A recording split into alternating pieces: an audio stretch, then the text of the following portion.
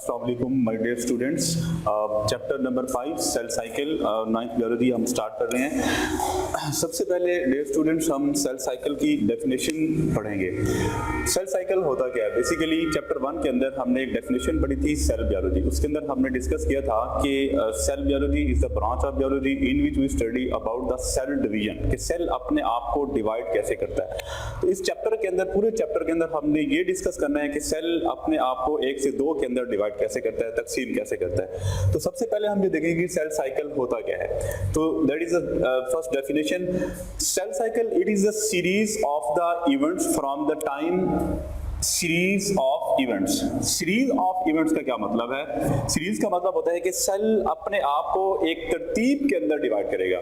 इसके अंदर different phases आएंगी, डिफरेंट इसके अंदर कॉम्बिनेशन आएंगे, उसके बाद वो इसके अंदर events, series of event from the time. जब सेल अपने आप को डिवाइड करता है उसके लिए सेल एक टाइम ड्यूरेशन लेता है। अगर हम ह्यूमन सेल की बात करते हैं फॉर एग्जांपल, तो उसके अंदर 24 आवर्स के अंदर सेल अपने आप को डिवाइड करता है फ्रॉम द टाइम, और उसके रिजल्ट में a cell is produced until it completes its mitosis। लेकिन उस प्रोसेस का नाम क्या है जिसमें सेल अपने आप को डिवाइड करता है? सेल डिवीजन स्टार्ट होती है, उसको हम माइटोसिस कहते हैं। एंड प्रोड्यूस न्यू सेल्स, और 1 से 2 सेल बन जाते हैं। एक डॉटर सेल से हमारे पास पेरेंट सेल है, डॉटर सेल से हमारे पास वो 2 के अंदर डिवाइड हो जाता है। That is called as cell cycle. Cell cycle की बेसिकली 3 फेजेस होती हैं। एक को हम कहते हैं इंटरफेज, दूसरे को हम कहते हैं एम फेज, माइटोटिक फेज, और एक थर्ड होती है जी नॉट फेज। तो आज हम डिस्कस करेंगे इंटरफेज को, कि इंटरफेज क्या होती है। इंटरफेज बेसिकली प्रीपरेटरी फेज होती है जिसमें सेल अपने आप को प्रिपेयर करता है फॉर द डिवीजन, कि उसने अपने आप को डिवाइड कैसे करना है। इंटरफेज इसको कहते हैं। Cell prepare itself for the division, अपने आप को प्रिपेयर करता है। इंटरफेज सेल की वो फेज है जिसमें सेल अपने आप को डिवाइड होने के लिए सबसे ज्यादा टाइम लेता है। जैसे आपने ह्यूमन सेल की एग्जांपल ली कि 24 आवर्स के अंदर वो अपने आप को डिवाइड करता है, तो उसमें 23 आवर्स जो हैं वो इंटरफेज लेता है। That is the longest phase of the cell cycle. Interphase को जब हम for the 23 hours, each take 23 hours, ये 23 आवर्स लेती है। इसके अंदर सेल 23 आवर्स तक रहता है, और ओनली 1 आवर के अंदर एम फेज कंप्लीट हो जाती है और सेल 2 के अंदर डिवाइड हो जाता है। तो हम इंटरफेस को सबसे पहले डिस्कस कर लेते हैं। इंशाल्लाह नेक्स्ट लेक्चर के अंदर हम एम फेज को डिस्कस करेंगे। इंटरफेस प्रीपरेटरी फेज भी इसको कहा जाता है, कि सेल अपने आप को प्रिपेयर करता है कि उसने अपने आप को डिवाइड करना है। इंटरफेस के अंदर cell prepare itself for the division, अपने आप को तकसीम करता है। इसके अंदर सेल अपने अंदर क्या चेंजेस लेकर आता है? हाई मेटाबॉलिक एक्टिविटीज, मतलब अपना मेटाबॉलिज्म को इंक्रीज करता है। जाहिर सी बात है, एक सेल ने 2 के अंदर डिवाइड होना है तो उसके अंदर जो मेटाबॉलिक रिएक्शंस हैं वो भी फास्ट होने चाहिए, ज्यादा होने चाहिए, उसके अंदर चेंजेस आने चाहिए। जब एक सेल से नए 2 सेल बनेंगे तो जो न्यू सेल बनते हैं उनके अंदर भी जाहिर सी बात है ऑर्गेनेलीज एक्सेट्रा जो भी सेल के फंक्शन होती हैं वो रिक्वायर करते। तो जो पेरेंट सेल होता है वो अपनी मेटाबॉलिक एक्टिविटीज को इंक्रीज कर लेता है। किस फेज के अंदर? इंटरफेज के अंदर। इंटरफेज के अंदर characterized by the high metabolic activities and perform its various functions. Interphase की फर्दर हमारे पास 3 फेजेस हैं जिसको हम G1 phase, S phase and G2 phase कहते हैं। 1 बाय 1 हम डिस्कस करते हैं कि G1 फेज के अंदर सेल क्या करता है, S फेज के अंदर सेल क्या करता है, और G2 फेज के अंदर सेल के साथ क्या होता है। तो first of all G1 phase. Interphase की जब हम बात करते हैं, इंटरफेज टोटल 23 आवर्स लेता है। 23 आवर्स के अंदर जो G1 फेज है इट टेक्स 11 आवर्स, ये 11 आवर्स लेती है। मतलब इंटरफेज के अंदर G1 फेज सबसे ज्यादा टाइम लेती है, सबसे ज्यादा टाइम कंज्यूम करती है। इसको हम फर्स्ट गैप फेज भी कहते हैं। It is also called as first gap phase. G1 phase के बाद सेल अपने आप को नेक्स्ट फेज के अंदर डाल देता है, और G1 फेज के बाद बेसिकली सेल साइकिल स्टार्ट होता है। G1 फेज के बाद after G1 phase cell start its cell cycle. अब G1 फेज के अंदर कौन कौन से इवेंट होते हैं वो हम डिस्कस करते हैं। सेल का साइज इंक्रीज हो जाता है। सपोज करते हैं ये हमारे पास सेल है, इसने डिवाइड होना है, जब ये इंटरफेज की G1 फेज में जाएगा अपने साइज को इंक्रीज कर देगा। जाहिर सी बात है, इसने 1 से 2 के अंदर डिवाइड होना है तो इसका साइज का इंक्रीज होना बहुत जरूरी है। Cell grow in size, cell का साइज ग्रो करेगा। उसके बाद cell increase its supply of proteins, अपनी प्रोटीन्स को इंक्रीज करेगा। एक सेल से 2 सेल के अंदर जा रहे हैं, जो सेकंड सेल डॉटर सेल बनेगी इस सेल से, उनको प्रोटीन की जरूरत होती है, तो ये सेल अपनी प्रोटीन की डेफिशिएंसी को पूरा करेगा और प्रोटीन की इंक्रीज करेगा अपनी बॉडी के अंदर। Cell increase the number of its organelles, organelles किनको कहते हैं? सेल के अंदर मौजूद जो सेल के फंक्शन को परफॉर्म करते हैं उनको हम ऑर्गेनेलिस कहते हैं। सपोज माइटोकॉन्ड्रिया, हमारे पास vacuole, lysosome, Golgi apparatus, endoplasm etcetera, वो हमने 4th चैप्टर के अंदर डिस्कस कर लिया ऑलरेडी। सेल जो पेरेंट सेल है जिसने डिवाइड करना है अपने आप को, increase the number of its organelles, अपनी ऑर्गेनेलिस को, जैसे सपोज हमने माइटोकॉन्ड्रिया एग्जांपल ली, ये डबल कर देगा, इनको इंक्रीज करेगा, क्योंकि जो नेक्स्ट सेल जो न्यू सेल बनेगा इससे उनको भी ऑर्गेनेलिस चाहिए होती है। उसके बाद थर्ड इवेंट कौन सा होता है? इसके अंदर कुछ ऐसे एंजाइम्स बनते हैं जो कि इसको नेक्स्ट फेज के अंदर काम देंगे। नेक्स्ट फेज इसके एस फेज होती है जिसको हम सिंथेसाइज फेज कहते हैं, और उसके अंदर फर्दर हम देखेंगे कि डुप्लीकेशन ऑफ द क्रोमोसोम होती है।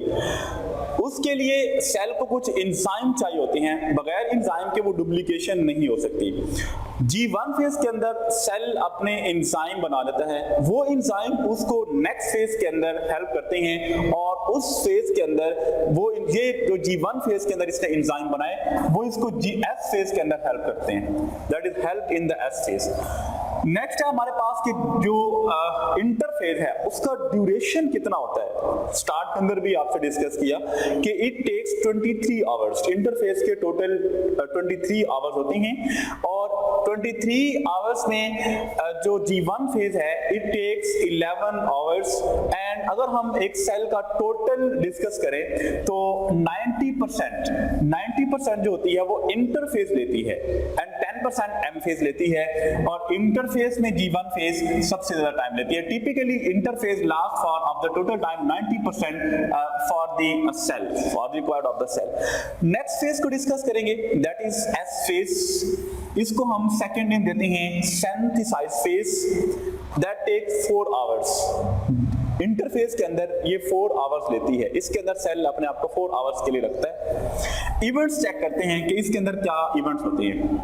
एंजाइम जो G1 फेज के अंदर हमने बनाए वो एंजाइम S फेज के अंदर आकर इसकी डुप्लीकेशन के अंदर इसको हेल्प करते हैं। डुप्लीकेशन किसकी होती है? डियर स्टूडेंट्स, जब हम जेनेटिक मटेरियल को डिस्कस करते हैं, सेल के अंदर जेनेटिक मटेरियल बेसिकली इस तरह से मौजूद होता है, लेकिन जब सेल अपने आप को डिवाइड करने की कोशिश करता है तो S फेज के अंदर आकर ये जो जेनेटिक मटेरियल है, ये जो क्रोमोटिड्स है हमारे पास, ये अपनी कॉपीज बना लेते हैं, मतलब क्रोमोसोम की डुप्लीकेशन हो जाती है, रेप्लिकेशन हो जाती है।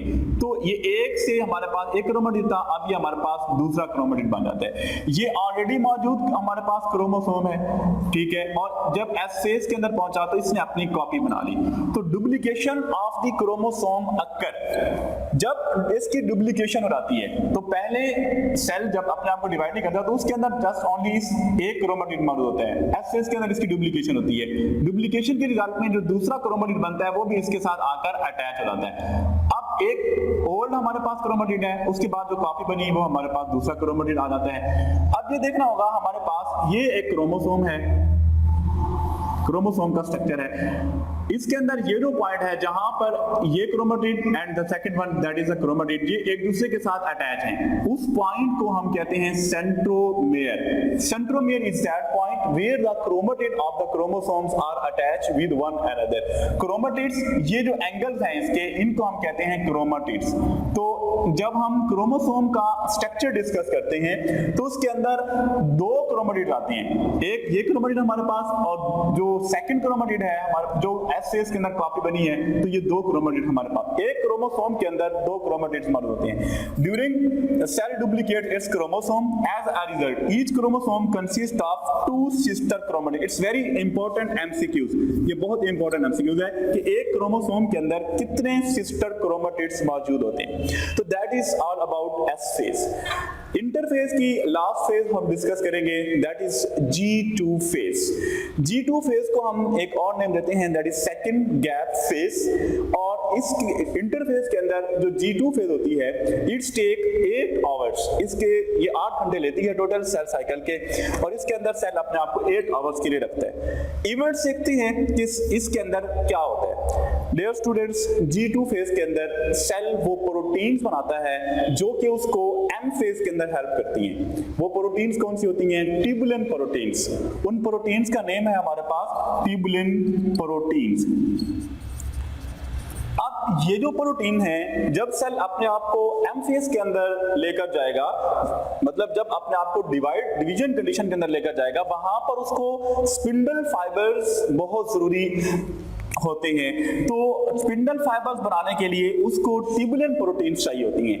अपनी ट्यूबुलिन प्रोटीन्स को G2 फेज के अंदर, इंटरफेज की G2 फेज के अंदर कंस्ट्रक्ट कर लेता है। अब ये जो प्रोटीन्स होती हैं, when cell enter into the M phase के अंदर जैसे ही सेल जाता है, तो production of the spindle fibres के लिए जो प्रोटीन्स रिक्वायर होते हैं वो ऑलरेडी वो G2 फेज के अंदर बना चुका होता है। Cell prepare its proteins essential for the mitosis, मतलब M फेज के अंदर एसेंशियल होती है, mainly for the production of the spindle fibre. वहां पर सेल ने स्पिंडल फाइबर बनानी होती हैं। तो एक साइलेंट बॉक्स के अंदर बात लिखी हुई है कि अगर सेल अपने आप को inhibition of the protein synthesis during the G2 phase के अंदर अगर प्रोटीन की सिंथेसाइज नहीं होती, that it prevent from undergoing mitosis. तो माइटोसिस के अंदर सेल अपने आप को नहीं इनपुट नहीं करता।